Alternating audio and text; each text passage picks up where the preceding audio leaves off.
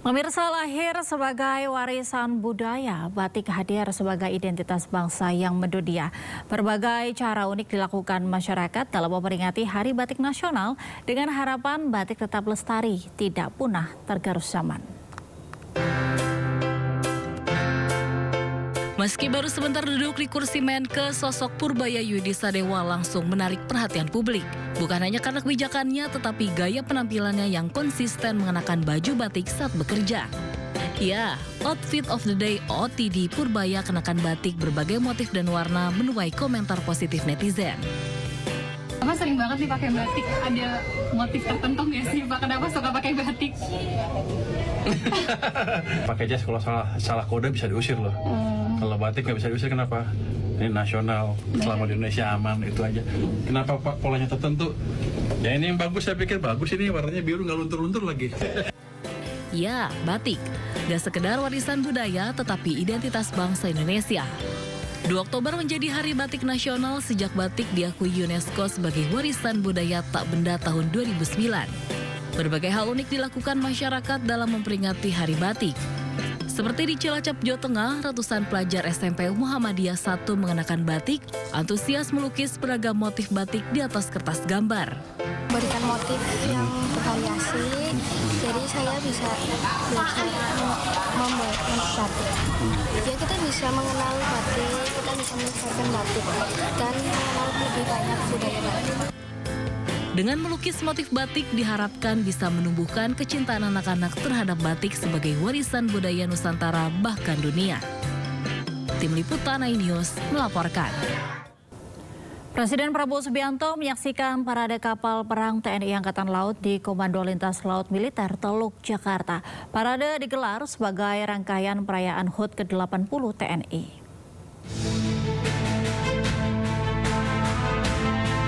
Presiden Prabowo Subianto menyaksikan parade kapal perang TNI Angkatan Laut di Komando Lintas Laut Militer Teluk, Jakarta.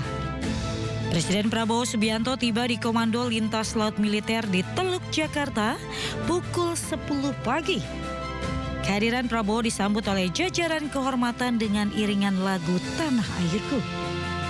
Prabowo kemudian menaiki kapal markas KRI Dr. Rajiman Widyo Diningrat 992 dan menyaksikan sailing pass dari kapal berlayar. Parade kapal perang TNI AL digelar sebagai rangkaian perayaan HUT ke-80 TNI yang puncaknya akan berlangsung di lapangan Monas 5 Oktober mendatang. Dalam parade ini TNI AL mengerahkan pasukan khusus laut serta 51 unsur kapal perang yang dipimpin oleh kapal perang terbesar se-Asia Tenggara KRI Brawijaya 320. Menjelang HUT TNI ke-80, kawasan Monas berubah menjadi pangkalan militer. Ribuan TNI memadati Monas untuk melaksanakan gladi bersih.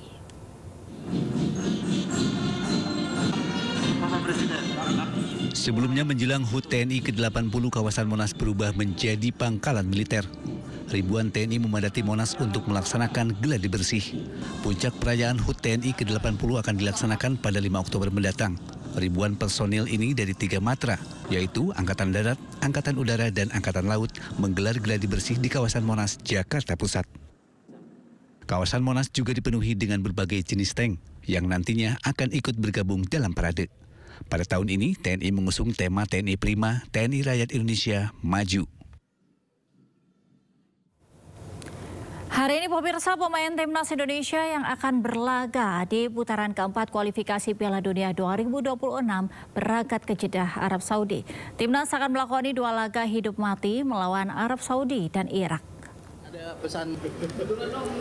Para pemain yang sebelumnya berlaga di Super League berangkat melalui Bandara Internasional Soekarno-Hatta, Tangerang, Banten.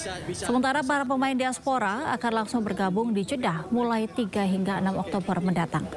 Indonesia tergabung di grup B dan akan langsung menghadapi tuan rumah Arab Saudi pada 8 Oktober. Dilanjutkan menghadapi Irak pada 11 Oktober di Stadion King Abdullah Jeddah. Untuk kualifikasi putaran 4 ini, PSSI mendaftarkan 28 pemain pilihan pelatih kepala Patrick Kluivert yang sudah berada di Arab Saudi bersama staf pelatih. Mas Nando, ini kemungkinan bisa Dari Super League, berangkat dari Jakarta, dan saya akan dampingi para pemain ada 11 pemain yang akan berangkat dari Jakarta. Dan yang lain ada yang dari Bangkok, Sananta dari Malaysia, dan yang berikutnya yang dari Eropa, ada yang dari Belanda, dan lain-lain. Dari semua pemain yang hari ini sudah datang, nanti akan bersama-sama. Kebetulan Pak pelatih dan para ofisial semuanya saat sekarang ini sudah berada di Jeddah, dan besok sudah mulai tes medis awal yang sudah datang hari ini dan nanti malam. Selanjutnya nanti akan melakukan kegiatan latihan sesuai dengan jadwal yang sudah ada. Kedatangan Marc Marquez di Lombok, Nusa Tenggara Barat disambut antusias para penggemar MotoGP. Pebalap Ducati berpaspor Spanyol tersebut mengungkapkan kegembiraannya bisa datang dan kembali berlaga di sirkuit Mandalika.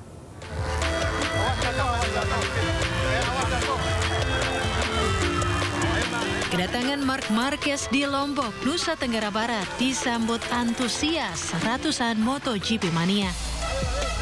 Fans pun menjadikan momen langka tersebut untuk meluapkan euforia seraya menyapa pebalap Ducati tersebut. Selain membawa banner dukungan untuk sang idola, para penggemar berusaha agar dapat berfoto. Apalagi juara dunia MotoGP tersebut tampil dengan sapuk atau ikat kepala khas suku Sasak. Dengan senyum ramah, rider asal Spanyol tersebut mengungkapkan kebahagiaannya bakal kembali berlaga ke sirkuit Mandalika.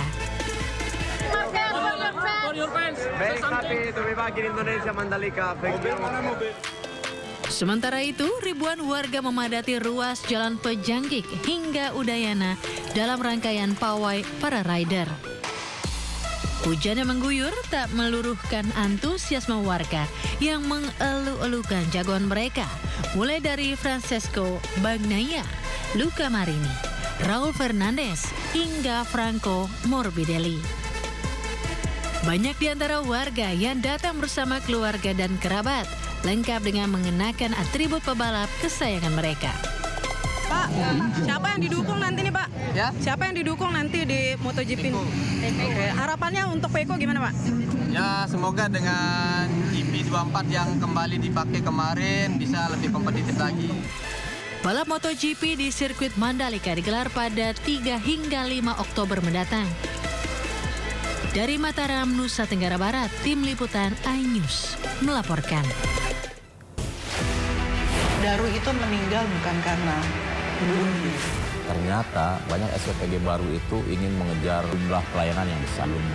Mereka mampu meyakinkan terima manfaat, kita stop sementara. Ini kalau trafficking itu selalu ada kaitannya dengan aparat investigasi dengan tuntas. Itu ya dilacak semuanya lah. Jangan lewatkan One on One, Senin pukul 8:30 malam di Sindo News TV. Sumber berita aktual tersaji lengkap di sini. 7 pelaku dalam kasus Hezbollah meluncurkan Sindo Today.